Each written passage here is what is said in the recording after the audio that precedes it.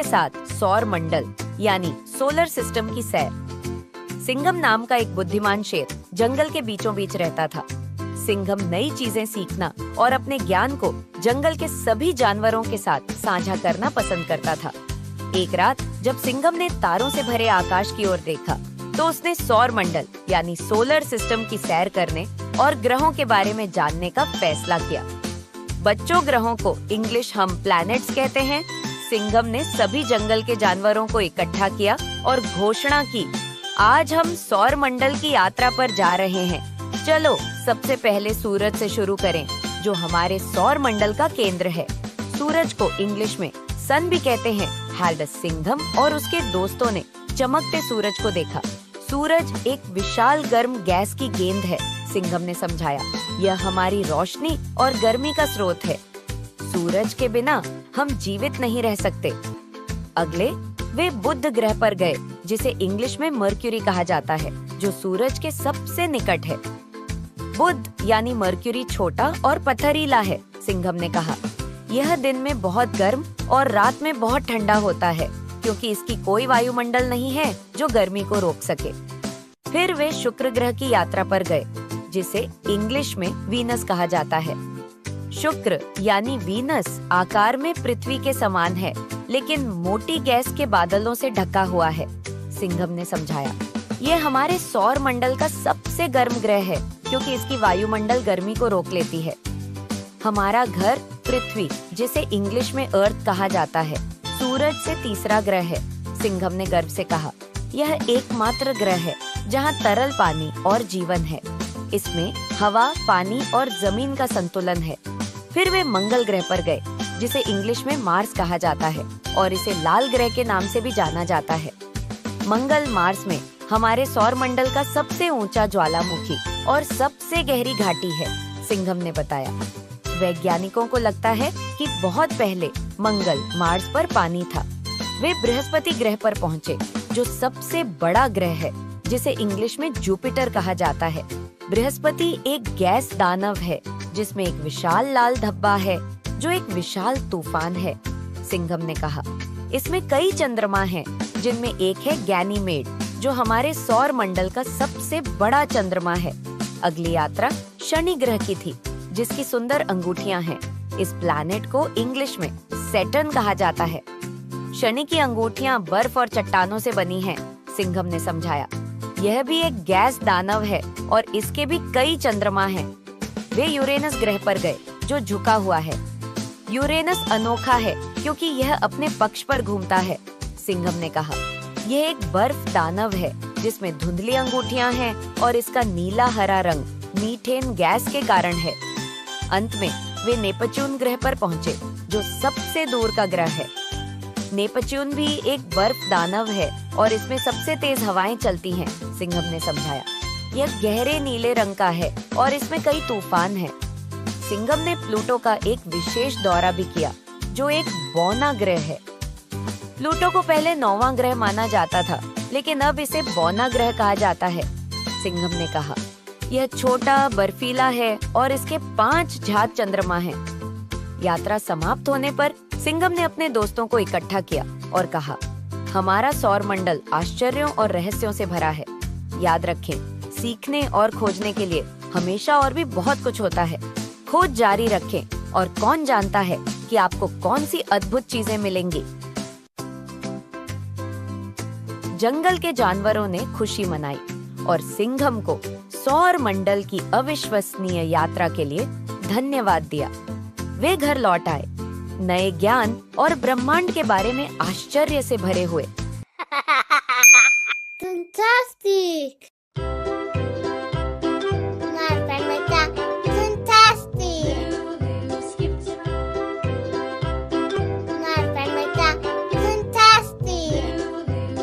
जलपरी जैस्मिन और ईमानदार लकड़हारे बीनू की कहानी।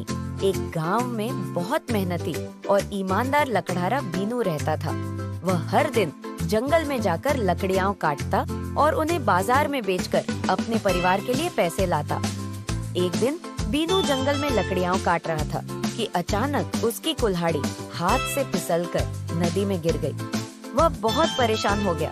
क्योंकि उसके पास एक ही कुल्हाड़ी थी और दूसरी कुल्हाड़ी खरीदने के पैसे नहीं थे। वह नदी के किनारे बैठकर रोने लगा। तभी नदी से एक जल परी जिसका नाम जैस्मिन था प्रकट हुई और उसने बीनू से पूछा, तुम क्यों रो रहे हो? बीनू ने अपनी समस्या जल परी जैस्मिन को बताई। जैस्मिन ने कहा, चिंता मत करो, मैं तुम्हारी कुल्हाड़ी वापस ले आऊंगी। जलपरी जैस्मिन ने नदी में डुबकी लगाकर सोने की कुल्हाड़ी लेकर आई और बीनू से पूछा, क्या यह तुम्हारी कुल्हाड़ी है? बीनू ने ईमानदारी से कहा, नहीं, ये मेरी कुल्हाड़ी नहीं है। फिर जैस्मिन चांदी की कुल्हाड़ी लेकर आई और पूछा, क्या यह तुम्हारी कुल्हाड़ी है? बीनू ने फिर से कहा, नहीं, यह भी मेरी कुल्हाड़ी नहीं है। अंत में जलपरी जैस्मिन लोहे की कुल्हाड़ी लेकर आई और पूछा, क्या यह तुम्हारी कुल्हाड़ी है? बीनू ने खुशी से कहा, हाँ, यही मेरी कुल्हाड़ी है। बीनू की ईमानदारी से प्रभावित होकर जलपरी जैस्मिन ने सोने, चांदी और लोहे तीनों कुल्हाड़ियां उसे दे दी। बीनू बहुत खुश हुआ और उसने जलपरी जैस्मिन को धन्यवाद दिया। बीनू ने गांव लौटकर सबको अपनी कहानी सुनाई और सभी ने उसकी ईमानदारी की तारीफ की। उसकी ईमानदारी ने उसे न केवल उसकी कुल्हाड़ी वापस दिलाई बल्कि उसे अमीर भी बना दिया। सच्चाई और ईमानदारी से हमें खुशियाँ, दूसरों का प्यार और पुरस्कार मिलते हैं। Fantastic!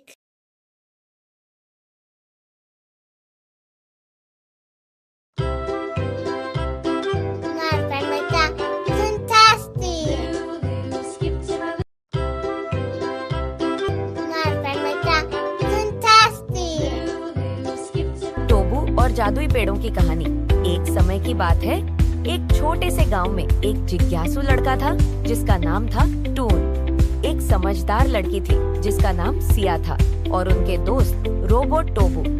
एक दिन वे एक जादुई जंगल की सैर पर जाने का फैसला करते हैं। अपने बैग तैयार करके और टोबू के स्क्रीन की चमक के साथ वे अपने रोमांचक सफर पर निकल पड़े। जंगल में प्रवेश करते ही उनका स्वागत एक विशाल बुद्धिमान पीपल पेड़ ने किया।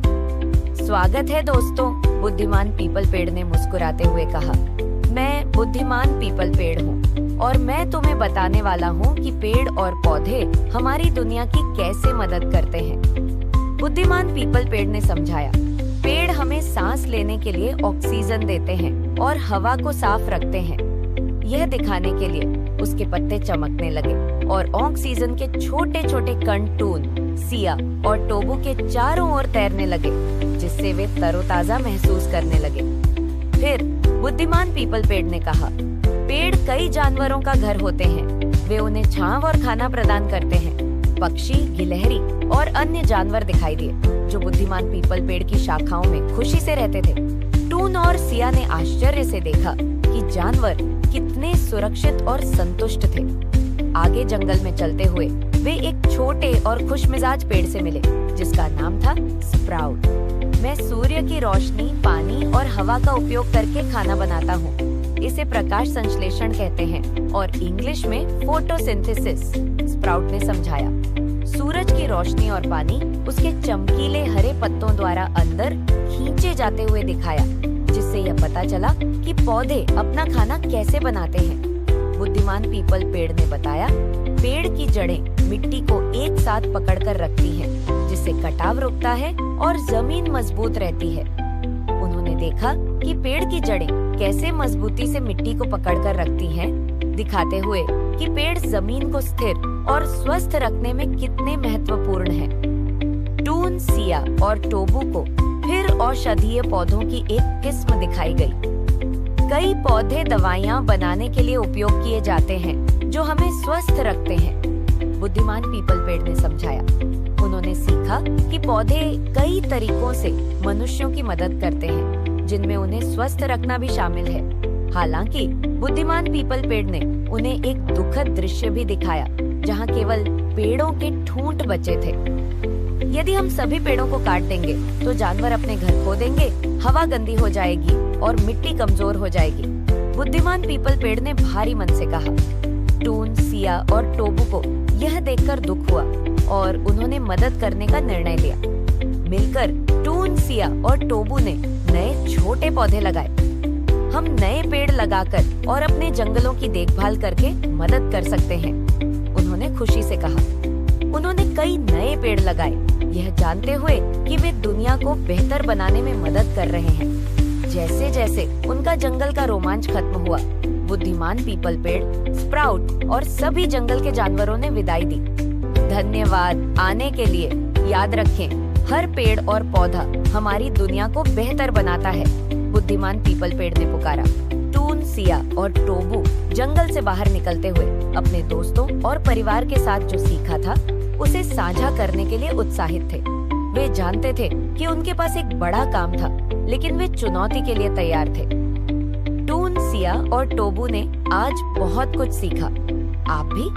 चलो मिलकर अपने पेड़ों और पौधों की रक्षा करें, उन्होंने घर की ओर जाते हुए कहा। पेड़ों और पौधों के महत्व का संदेश फैलाने के लिए उत्सुक थे और इस तरह टून, सिया, टोबू और उनका गांव मिलकर पेड़ लगाते, पौधों की देखभाल करते और अपने पर्यावरण की रक्षा करते, जिससे उनकी दुनिया एक हरी भरी स्वस्थ जगह बन जाती, जहां हर कोई खुशी से रहता। अगर ये कहानी आपको पसंद आई हो तो हमारे चैनल टूनटास्टिक टेल को सब्सक्राइब करें और बेल आइकन को दबाएं ताकि आपको हमारी नई कहानियों की नोटिफिकेशन मिल सके। Fantastic! Marta, fantastic! Marta, fantastic! कहानी का नाम लिली खरगोश और गुड टच और बैड टच का सीक्रेट। हेलो बच्चों, कैसे हैं आप लोग? हम एक नई कहानी लेके आए हैं आपके लिए, गुड टच बैड टच की कहानी। अगर कहानी आपको अच्छी लगती है तो लाइक का बटन दबाएं और चैनल को सब्सक्राइब भी करें। तो चलिए कहानी को शुरू करते हैं।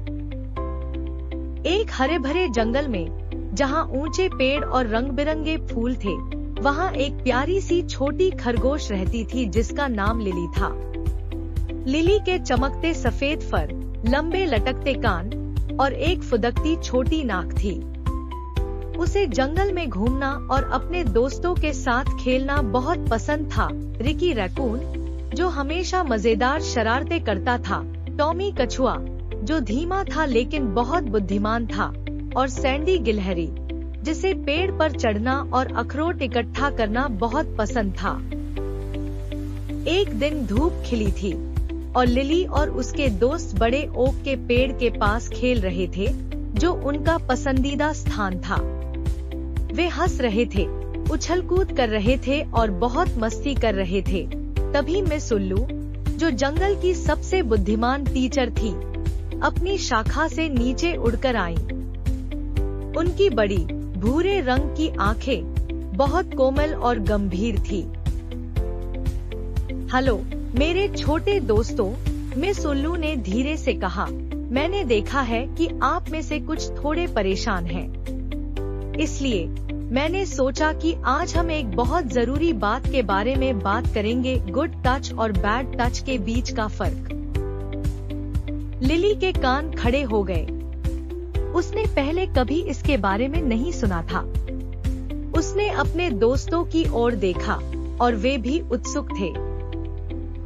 मिस उल्लू ने समझाना शुरू किया, गुड टच वह होता है जो आपको खुशी, सुरक्षा और आराम का एहसास कराता है। जैसे जब आपके माता पिता आपको डर लगने पर गले लगाते हैं, या जब कोई दोस्त खेल के बाद आपको हाई फाइव देता है। लिली मुस्कुराई। मुझे बहुत अच्छा लगता है जब मेरी मम्मी मुझे सोने से पहले गले लगाती हैं, उसने खुशी से कहा। सैंडी गिलहरी ने सिर हिलाते हुए कहा, और मुझे अच्छा लगता है जब मेरी दादी मेरे माथे पर प्यार से किस करती है। मिस उल्लू ने सहमति में सिर हिलाया। हाँ, ये गुड टच के उदाहरण हैं। लेकिन कभी कभी कोई आपको ऐसे तरीके से छू सकता है जो गलत लगता है या जिससे आपको डर या बुरा महसूस होता है। इसे हम बैड टच कहते हैं। रिकी रैकून उलझन में लग रहा था। लेकिन मिस उल्लू, उसने पूछा, हमें कैसे पता चलेगा कि यह बैड टच है? मिस उल्लू ने अपने पंख धीरे से फैलाए और कहा, यह सब आपकी भावनाओं पर निर्भर करता है, रिकी। अगर कोई स्पर्श आपको बेचैन, उदास या घबराहट में डालता या परेशान करता है, या अगर यह एक ऐसा सीक्रेट जैसा लगता है जिसे आपको छुपाने के लिए मजबूर किया जा रहा है, तो यह शायद बैड टच है। याद रखो, बैड टच कभी भी आपकी गलती नहीं होता। टॉमी कछुआ, जो अक्सर शर्मीला रहता था, धीरे धीरे अपना सिर उठाकर धीरे से पूछा, अगर कोई हमें बैड टच देता है तो हमें क्या करना चाहिए? मिस उल्लू की आंखें और भी दयालु हो गईं। यह बहुत अच्छा सवाल है, टॉमी। अगर कोई आपको ऐसे तरीके से छूता है जिससे आपको बुरा महसूस होता है, तो सबसे पहले आपको जोर से और साहस से यानी ब्रेव बनकर नो कहना चाहिए। फिर वहाँ से भागकर एक सुरक्षित जगह पर जाएं। एक ऐसे बड़े व्यक्ति से बात करें जिस पर आप भरोसा करते हैं, जैसे आपके माता पिता, शिक्षक या यहाँ तक कि मुझसे भी। कभी भी इसे सीक्रेट ना रखें, भले ही कोई आपसे कहे। लिली ने अपने दोस्तों की ओर देखा। उसने देखा कि सैंडी थोड़ी चिंतित दिख रही थी। सैंडी, तुम ठीक हो? लिली ने पूछा। सैंडी ने थोड़ी देर के लिए झिझकते हुए कहा, मुझे अब समझ में आ रहा है, मिस उल्लू। एक बार किसी ने मेरी पूंछ को ऐसे छुआ जिससे मुझे अजीब महसूस हुआ, लेकिन मुझे पता नहीं था कि यह बैड टच था या नहीं। मुझे किसी को बताने में डर लग रहा था। मिस उल्लू ने कोमलता से जवाब दिया, ओ सैंडी, मुझे खुशी है कि तुमने यह हमारे साथ साझा किया। याद रखो, अगर कोई टच आपको बुरा या बैड लगता है, तो इसे बताना जरूरी है। आपको इसे बताने में कभी भी डरना नहीं चाहिए। बहुत से लोग हैं जो आपसे प्यार करते हैं और आपको सुरक्षित रखना चाहते हैं। लिली ने एक दृढ़ नजर के साथ उछलते हुए कहा, मैं हमेशा याद रखूंगी कि अगर मुझे किसी टच से बुरा लगे तो नो कहूंगी और किसी ऐसे व्यक्ति को बताऊंगी जिस पर मैं भरोसा करती हूँ, जैसे मेरी मम्मी या पापा या फिर आप, मिस उल्लू।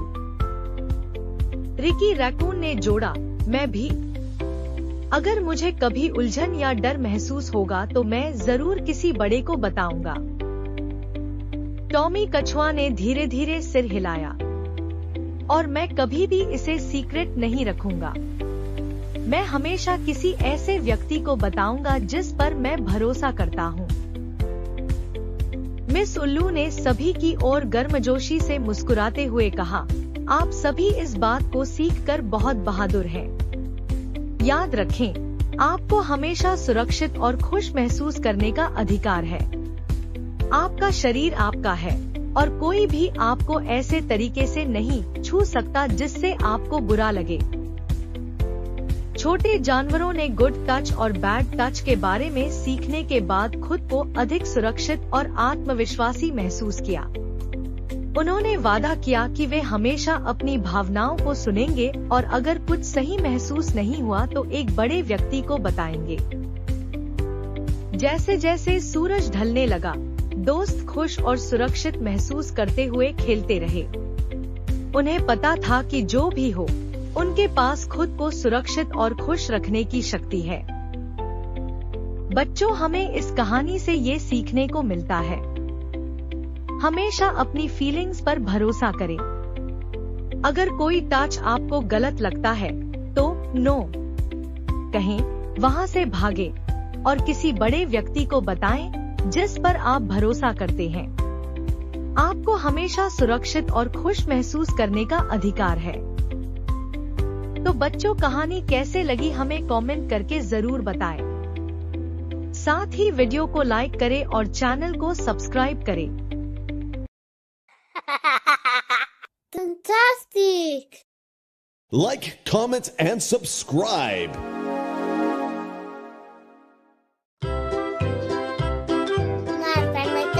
Fantastic!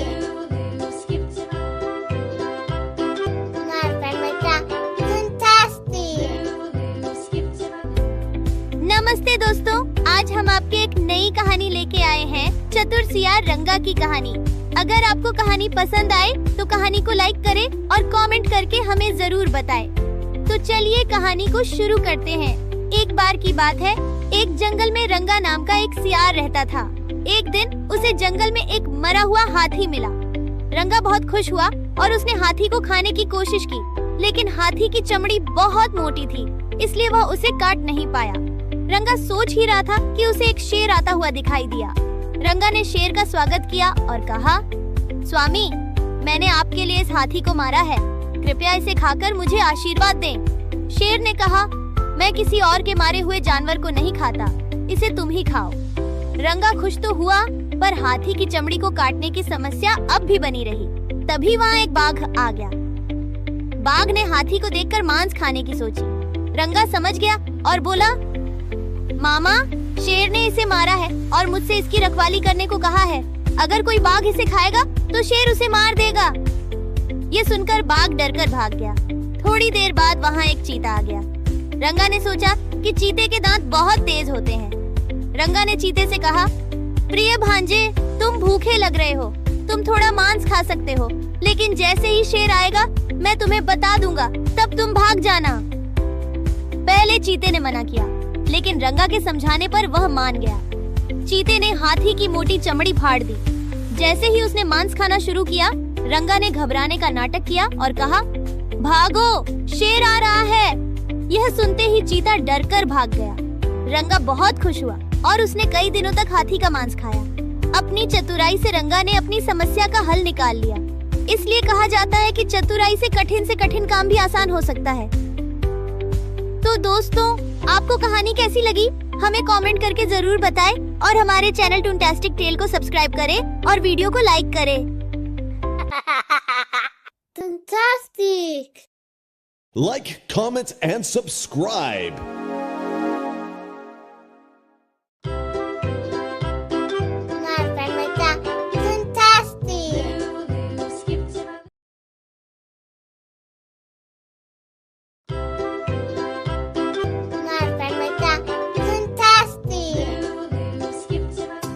हेलो दोस्तों, आज हम आपके एक नई कहानी लेके आए हैं, द बिग बलून एडवेंचर। अगर आपको कहानी पसंद आए तो कहानी को लाइक करें और कमेंट करके हमें जरूर बताएं। तो चलिए कहानी को शुरू करते हैं। एक समय की बात है, एक छोटा लड़का था जिसका नाम था टून और उसे बलून्स बहुत पसंद थे। उसके पास रेड, ब्लू, ग्रीन और येलो बलून्स थे, लेकिन उसका सबसे पसंदीदा था उसका बिग ऑरेंज बलून, जो उसके पापा ने उसे जन्मदिन पर दिया था। एक दिन सुबह सुबह टून अपना बिग ऑरेंज बलून लेकर गार्डन में खेलने चला गया। जैसे ही वह दौड़ते हुए बैलून के साथ खेल रहा था, कुछ जादुई हुआ। बैलून उसे धीरे धीरे हवा में ऊपर उठाने लगा। अरे वाह! टून चौंक गया जब उसके पैर जमीन से ऊपर उठ गए। बैलून और ऊपर ऊपर जाने लगा। धीरे धीरे टून को आसमान में ले गया। ऊपर ऊपर ऊपर वह चला गया, फुलफुले बादलों और चहचहाते पक्षियों के पास से गुजरते हुए। यह तो कमाल है, टून हंसते हुए बोला। उसने नीचे देखा और देखा कि उसका घर छोटा होता जा रहा था, लेकिन उसे डर नहीं लगा क्योंकि बैलून उसे सुरक्षित रखे हुए था। जैसे ही वह आसमान में तैर रहा था, उसने देखा कि बादलों में कुछ रंग बिरंगे जानवर भी तैर रहे थे। वहाँ लंबी गर्दन वाली लाला जिराफ थी, मुलायम फर वाला गब्बू पांडा और नीले बैलून पर झूलती हुई कीकी बंदर भी थी। हाय टून! सभी जानवर एक साथ चिल्लाए। स्वागत है बैलून लैंड में। टून ने खुशी से हाथ हिलाया। यह तो बहुत मजेदार है। हम कहाँ जा रहे हैं? उसने पूछा। हम रेनबो कासल जा रहे हैं, कीकी बंदर ने रेनबो महल की ओर इशारा करते हुए कहा, जो दूर से चमचमाता हुआ दिख रहा था। उत्साहित होकर टून और उसके नए दोस्त महल की ओर तैरने लगे। जब वे वहां पहुंचे तो उनका स्वागत एक दयालु मुस्कुराती हुई प्रिंसेस ने किया, जिनका नाम था प्रिंसेस बेला। रेनबो कासल में स्वागत है, प्रिंसेस बोली। यहाँ बलून से सब कुछ संभव हो जाता है। महल के अंदर गुब्बारे के जानवरों से भरे कमरे थे, बलून स्लाइड और यहाँ तक कि बलून्स के घर भी थे। टून और उसके दोस्त गुब्बारे के मैदान में उछल कूद करने लगे और रेनबो टनल्स में तैरते हुए मजे करने लगे, जो जो पूरी तरह से बलून से बनी थी। हंसी और मस्ती से भरे एक दिन के बाद प्रिंसेस बेला ने हर किसी को एक विशेष गिफ्ट दिया, एक छोटा बलून स्टार जो हमेशा उनके साथ तैरता रहेगा। Thank you princess Bella, Toon ने बड़ी मुस्कान के साथ कहा। यह अब तक का सबसे अच्छा रोमांच रहा है। जब घर लौटने का समय आया तो बिग ऑरेंज बलून धीरे धीरे टून को उसके गार्डन में वापस ले आया। जैसे ही उसके पैर जमीन पर पहुंचे, उसने अपने गुब्बारे के दोस्तों को अलविदा कहा, जिन्होंने वादा किया कि वे उसे फिर से मिलने आएंगे। उस दिन के बाद जब भी टून को अपने जादुई एडवेंचर की याद आती, वह अपने छोटे बलून स्टार को देखता जो उसके साथ तैरता रहता था और वह मुस्कुरा देता था। तो दोस्तों, आपको कहानी कैसी लगी हमें कमेंट करके जरूर बताएं और हमारे चैनल टूनटास्टिक टेल को सब्सक्राइब करें और वीडियो को लाइक करें। Fantastic! Like, comment, and subscribe.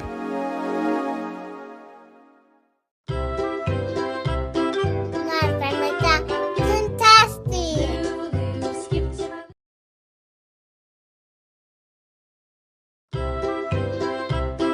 My family fantastic! Hello friends, आज फिर हम आपके एक नई कहानी लेके आए हैं, मेंढक और केकड़ा की कहानी। अगर आपको कहानी पसंद आए तो लाइक करें और कमेंट करके हमें जरूर बताएं। तो चलिए कहानी को शुरू करते हैं। एक बार की बात है, एक बहुत ही सुंदर तालाब में एक मेंढक रहता था जिसका नाम फ्रैंकी था। वह अपने तालाब के पानी में बहुत खुश और मजे किया करता था। मेंढक के पास एक उसका बेस्ट फ्रेंड मोंटी था जो उसके साथ हमेशा रहता था। मोंटी एक केकड़ा था। वे दोनों उस तालाब में साथ ही रहते थे। तालाब के सभी जीव उनकी दोस्ती की मिसाल दिया करते थे, क्योंकि वे दोनों हमेशा साथ घूमते फिरते, खाते पीते, मौज मस्ती करते, पर एक दूसरे का साथ कभी नहीं छोड़ जाते थे। फ्रैंकी और मोंटी की दोस्ती बहुत पुरानी थी। वे हमेशा एक दूसरे का साथ देते थे और एक दूसरे के साथ खेलते और पढ़ाई करते थे। फ्रैंकी कभी भी अकेला महसूस नहीं करता था, क्योंकि उसका मित्र मोंटी हमेशा उसके पास होता था। एक दिन अचानक आसमान में काले काले बादल छा गए और वे जोरों से गरजने लगे। देखते ही देखते बारिश होने लगी और लगातार पूरे दिन होती रही, जो कि रुकने का नाम ही नहीं ले रही थी। बारिश इतनी ज्यादा हो रही थी कि तालाब का पानी बढ़ने लगा और जीवन पर खतरा मंडराने लगा। फ्रैंकी को लगा कि यह बढ़ता पानी उसके और मोंटी के लिए खतरा बन सकता है। वह तुरंत फ्रैंकी के पास गया और उसे बताया। फ्रैंकी ने कहा, मोंटी, हमें जल्दी से तालाब से बाहर निकलना चाहिए। बारिश के कारण तालाब में पानी बढ़ रहा है और हमारी सुरक्षा के लिए यह खतरनाक हो सकता है। ये बढ़ता पानी हमें बहा ले जा सकता है। हमें जल्दी यहाँ से निकलना होगा और किसी सुरक्षित स्थान पर जाना होगा, नहीं तो हम दोनों का जीवन खतरे में पड़ सकता है। मोंटी ने फ्रैंकी की बात मान ली और उन्होंने साथ मिलकर तालाब से बाहर निकलने का निर्णय किया। वे मिलकर तालाब में नीचे से ऊपर के स्थान की ओर गए। बारिश के पानी में तेज धारा बह रही थी, लेकिन फ्रैंकी और मोंटी ने एक दूसरे का हाथ पकड़ डीडच रखा था और साथ मिलकर बाहर निकलने का प्रयास किया। धीरे धीरे वे दोनों तालाब के किनारे तक पहुंच गए और एक सुरक्षित स्थान पर जाकर रुक गए। मोंटी ने फ्रैंकी को थैंक यू कहा, क्योंकि उसके बिना वह तालाब से निकलने में अकेले सक्षम नहीं था।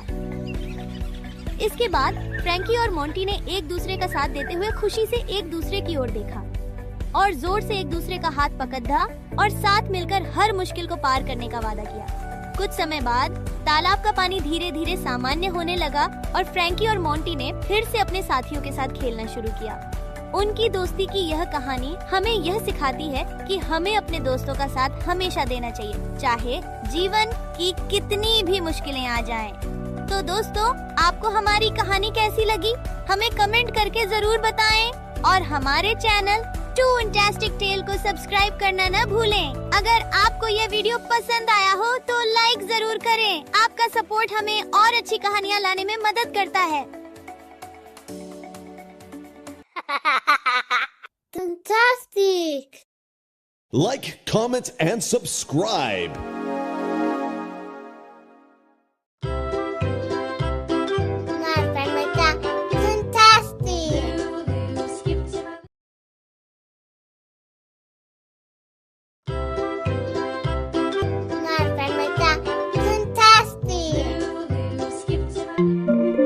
हेलो दोस्तों, आज फिर हम आपके लिए एक नई कहानी लेके आए हैं, लिटिल ड्रैगन और उसके स्पार्कल की कहानी।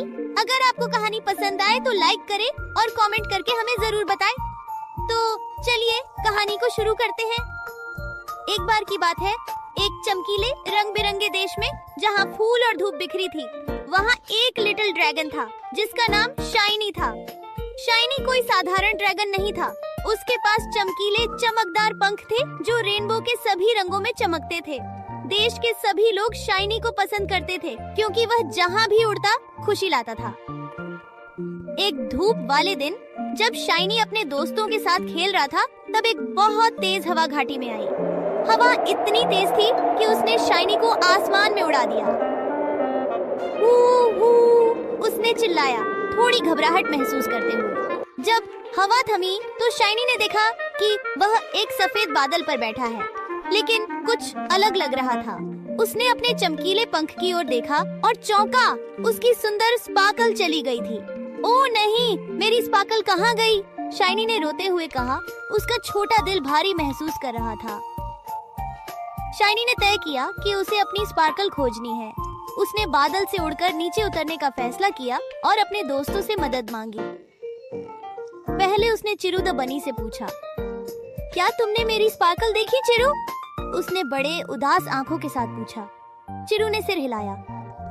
मैंने नहीं देखा है शाइनी, लेकिन चलो साथ मिलकर देखते हैं। फिर उन्होंने टिम्मी कछुआ से मिलने का फैसला किया। टिम्मी, क्या तुमने मेरी स्पार्कल देखी? शाइनी ने पूछा। टिम्मी ने एक पल के लिए सोचा, शायद ये रेनबो नदी में छिपी हो। चलो वहाँ चलते हैं, उसने धीरे धीरे कहा। तीनों दोस्तों ने रेनबो नदी की ओर बढ़ना शुरू किया। वे पानी में छपाक छपाक करते हुए शाइनी की स्पार्कल की खोज में लगे रहे। अचानक उन्होंने एक बड़ा छपाक सुना। यह क्या है? चिरू ने चकित होकर कहा। वहाँ स्पार्की, एक छोटी मछली निकली जो खेलना पसंद करती थी। क्या तुमने मेरी स्पार्कल देखी? शाइनी ने आशा भरी आंखों से पूछा। स्पार्की ने हंसते हुए कहा, तुम्हारी स्पार्कल? मैंने एक बार झरने के पास कुछ चमकता हुआ देखा था। चलो देखते हैं। उत्साह से भरे हुए शाइनी, चिरू, टिम्मी और स्पार्की झरने की ओर दौड़ पड़े। जब वे और करीब पहुँचे तो उन्होंने एक सुंदर रोशनी देखी जो झरने के पीछे चमक रही थी। शाइनी झरने के पास उड़कर गया और झरने के पीछे झांका। वहाँ चमकती हुई शाइनी की खोई हुई स्पार्कल थी। ये! उसने खुशी से चिल्लाया, अपने पंखों को खुशी से लहराते हुए। उसने अपने पंजे से धीरे धीरे उसे छुआ और तुरंत उसके पंख पहले से भी ज्यादा चमकने लगे। मैंने अपनी स्पार्कल पा ली, शाइनी ने खुशी से चिल्लाते हुए कहा। उसके दोस्तों ने भी खुशी में चिल्लाया, ये! और वे सब मिलकर धूप के नीचे नाचने लगे। उस दिन से शाइनी जान गया कि जब चीजें खोई हुई लगती हैं, तो उसके दोस्त हमेशा उसकी मदद करने के लिए वहाँ होंगे। और उसने सीखा कि असली स्पार्कल उस प्यार और हंसी से आती है जो वे साथ में साझा करते हैं। और वे सब खुशी खुशी रहने लगे। तो दोस्तों, आपको हमारी कहानी कैसी लगी? हमें कमेंट करके जरूर बताएं और हमारे चैनल टूनटास्टिक टेल को सब्सक्राइब करना न भूलें।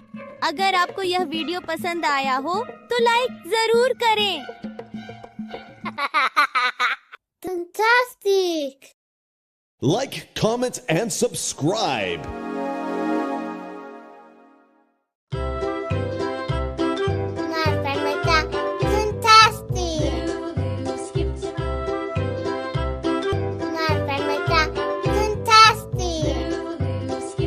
डिटेक्टिव बियर और काले तेंदुए का रहस्यमयी मामला। एक सुंदर जंगल में एक चतुर भालू रहता था जिसका नाम डिटेक्टिव बियर था। डिटेक्टिव बियर जंगल का सबसे अच्छा जासूस था। वह हमेशा मदद करने के लिए तैयार रहता था और उसकी समझदारी के लिए जाना जाता था। एक दिन जंगल में अजीब घटनाएं होने लगी। जानवरों का खाना गायब होने लगा और सभी परेशान हो गए। सभी ने डिटेक्टिव बियर से मदद मांगी। डिटेक्टिव बियर ने जांच शुरू की और देखा कि ये घटनाएं रात के समय हो रही थीं। जंगल में एक नया जानवर आया था जिसका नाम पैंथर था। वह एक काला तेंदुए था और पैंथर अक्सर रात को बाहर आता था और उसकी काले रंग की त्वचा के कारण वह अंधेरे में छिप सकता था। जानवरों को शक था कि पैंथर ही इन गायबियों के पीछे है। डिटेक्टिव बियर ने पैंथर से मिलने का फैसला किया। उसने सभी जानवरों को एक जगह बुलाया और सबको बताया कि वे मिलकर समस्या का हल निकालें। पैंथर भी बैठक में आया और वह बहुत ही शांत और अच्छा लग रहा था। डिटेक्टिव बियर ने सीधे पैंथर से पूछा, क्या तुम इस चोरी में शामिल हो? पैंथर ने कहा कि वह निर्दोष है और वह चोरी नहीं करता। डिटेक्टिव बियर ने उसकी बात मानी और जांच जारी रखी। डिटेक्टिव बियर ने पता लगाया कि कुछ चूहे चुपके से जानवरों का खाना चुरा रहे थे। चूहे चाहते थे कि सभी पैंथर को शक के घेरे में रखें ताकि वे आराम से चोरी कर सकें। डिटेक्टिव बियर ने चूहों को पकड़ा और उन्हें समझाया कि चोरी करना गलत है। चूहे मान गए और उन्होंने सब कुछ वापस कर दिया। पैंथर की निर्दोषता साबित हो गई और सभी ने देखा कि वह एक अच्छा जानवर है। इस कहानी से हमें ये सीखने को मिलता है, किसी पर जल्दी से शक नहीं करना चाहिए। हमें पूरी जानकारी लेकर ही किसी का फैसला करना चाहिए। और इस कहानी से बच्चे सीख सकते हैं कि बिना पूरी जानकारी के किसी पर आरोप नहीं लगाना चाहिए। हमें हर किसी को उसका सही मौका देना चाहिए और मिलकर समस्याओं का हल निकालना चाहिए। Fantastic! My friend fantastic! My friend fantastic! जंगल का नायक कैप्टन बंदर। एपिसोड 1, खतरे की आहट। घने जंगल के दिल में एक समृद्ध जानवरों का राज्य था, जिसे राजा शेर सिंघम द्वारा शासित किया जाता था।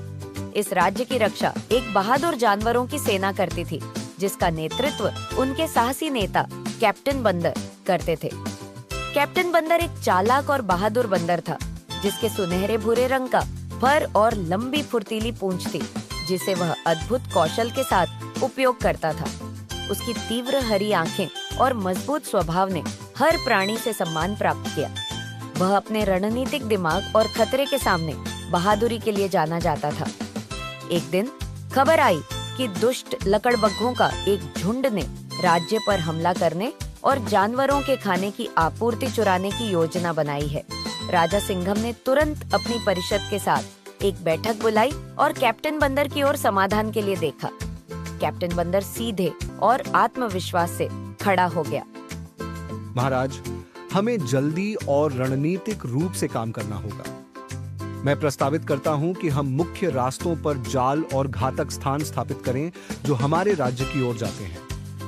हमारे सैनिक छिपे रहेंगे जब तक कि लकड़बग्घे हमारे पहुंच के भीतर नहीं आ जाते। राजा सिंघम ने सहमति में सिर हिलाया। अपने सैनिकों को तैयार करो कैप्टन बंदर, हम तुम पर भरोसा कर रहे हैं। कहानी के दूसरे भाग में देखे कैसे कैप्टन बंदर ने अपनी टीम को इकट्ठा किया, जिसमें शक्तिशाली हाथी, तेज चीते और तेज दृष्टि वाले बाघ शामिल थे और राज्य को दुष्ट लकड़बग्घों से बचाया।